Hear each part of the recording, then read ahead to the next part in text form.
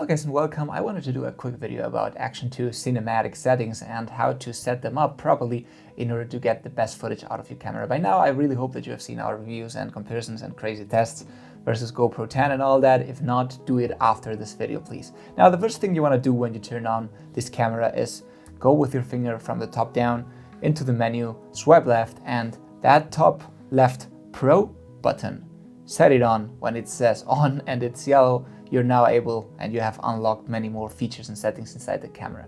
Now let's start off with the resolution. We have tested all resolution and frame rates of this camera, and all your footage should 99.9% of the times be shot in 4K. There may be some specific cases when you want to do an ultra slow-mo at Full HD, but the quality honestly is so bad that you don't really want to do that. Now inside the 4K you have the 16:9 or the 4/3 option, and honestly I haven't seen a video in 4/3 for the past 10 years, so make sure to leave it at 16:9, and that's, pretty much all of our screens these days are at least 16:9.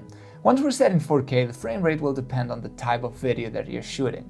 This is also quite simple. Take this. If you're shooting a travel video or something like cinematic, use 24 or 25 FPS. If you're doing fast sports, extreme sports, where you have very fast moving people or objects, you want to play with speed ramps and slow-mo shots, go definitely for 60 FPS.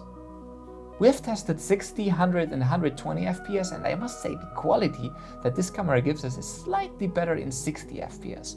That frame rate can be slowed down very smoothly to 40% if your project is shot at 25p, and you can still have a beautiful slow-mo. If you need your footage to be even slower than that, shoot in 120 frames per second. About rack steady here at the top right corner, it should always be activated. What this does is gives you a steady, smooth stabilization where you can be running, triking down a hill, and you won't even feel road bumps or vibrations.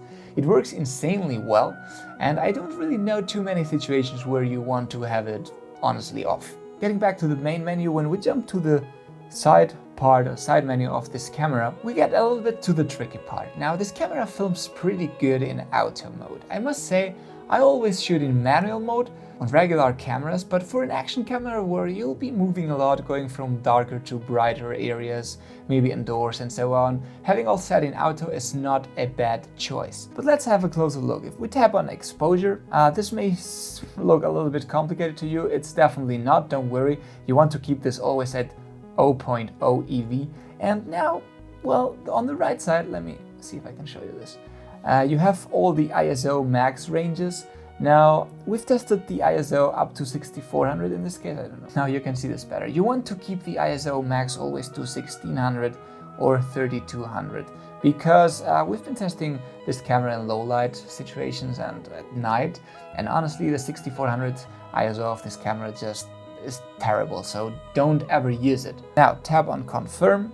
Top right, white balance, it is set to auto, but if you want to get super specific, set it to 5400 if you are in a sunny day, or around 6500 if it's cloudy. But again, let me insist, I would keep this in auto if you don't want to destroy your footage. Now in color, I always like to shoot in flat modes. We have here the Cinelike. This will give you more dynamic range, which means that as you're filming in less saturation, contrast and sharpness, the image sensor will probably be able to have more detail in post. But if you're not familiar with color grading and correcting, don't worry, you can film in auto and your footage will look very good too. Finally, the FOV on the bottom right will entirely depend on you. If you're looking for a wide angle shot, for example, because you want to film your car or you're driving down a hill with your bike, you can use the wide or the very wide, the ultra wide in this case. But if you're seeking for something more natural or more cinematic, use the standard, which closes the field of view a lot, and that dewarp that you read on screen means that it will straighten up the corners, so it doesn't really look like a fisheye lens, that GoPro effect. It looks like a regular lens, if it was shot with a phone or a regular camera, and I must say I mostly use this last one. To finish off this video, guys, we have also here the audio settings, and by default it is set to the best settings that you have. In case there are somehow not like this, channel stereo, wind reduction on, and all directional. And that's pretty much it, guys. Make sure to get a good micro SD that doesn't screw up your footage. Oh, look, that's me. That's somehow me. That's me recording, yeah.